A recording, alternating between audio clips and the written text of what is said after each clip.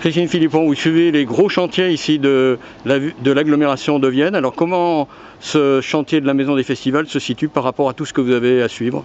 Alors ce chantier-là, c'est pas un chantier des plus importants pour la communauté d'Aglo, mais c'est le chantier le plus complexe parce qu'il permet de rejoindre l'ensemble des contraintes possibles sur un site, à la fois les contraintes archéologiques, puisqu'on est sur un site qui est considéré comme sensible par rapport au sujet archéologique. Il y avait encore des traces gallo-romaines quand on a mis en route le chantier, vous avez trouvé des choses? On a fait un diagnostic par l'INRAP sur recommandation de la DRAC sur la partie, on va dire, du projet, qui n'a pas conduit à des prescriptions de fouilles, mais on a eu un suivi archéo pour les fondations de la grue, avec un relevé des éléments et une protection des éléments trouvés sur les massifs de la grue. On a également des contraintes de sol géotechniques très fortes, donc on peut le voir sur la réalisation des fondations, ça a été quelque chose d'assez complexe. Donc un géotechnicien nous a assisté pour vérifier que toutes ces fondations soient faites dans des respects techniques les plus importants et que ça se fasse bien et que rien ne s'écroule.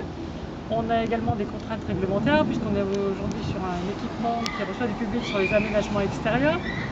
Sur un avis d'ABF également, on est en territoire où on doit leur demander leur avis. Donc l'ensemble des contraintes et surtout la vraie problématique de l'accès du chantier, c'est-à-dire qu'aujourd'hui on n'a aucun accès à la fois pour les engins de chantier, pour le personnel de chantier et pour le stockage des matériaux. Donc, tout se fait par levage la nuit, par fermeture, par alternat de la montée Saint-Martial et c'est vraiment très complexe d'organiser tout ça.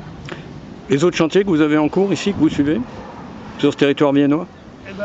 Tous les chantiers qui sont au programme de l'Aglo, c'est-à-dire la modernisation et agrandissement du stade nautique de Saint-Romain-en-Galles, la réalisation d'un parking en ouvrage sur l'espace Saint-Germain, l'extension de la halte fluviale, un certain nombre de chantiers, des plus petits chantiers sur les compétences de l'Aglo, notamment sur les crèches, les chefferies, l'environnement. Alors vous êtes tête de file, mais derrière il y a des équipes. Combien de personnes ici pour suivre tous ces projets? À l'Aglo, du coup on est 2 au service maîtrise d'ouvrage et on est 5 au service commande publique. Heureuse d'être arrivée ici après avoir été en bureau d'études? Très. Les chantiers sont très diversifiés, très intéressants. Ce chantier-là est d'autant plus intéressant, c'est qu'il est pour un usage différent qu'on retrouve comme maître d'ouvrage, c'est-à-dire qu'on travaille pour Jazz-Alien. Donc une mentalité tout à fait différente et on le ressent tout à fait au niveau du chantier, de l'ambiance générale du chantier. Passer du stade de conseil à celui d'opérateur en quelque sorte, c'est un rôle différent? C'est un rôle différent, mais j'étais déjà en assistance sur les maîtrises d'ouvrage pour des projets complexes. Aujourd'hui, je deviens maîtrise d'ouvrage, donc c'est très bien.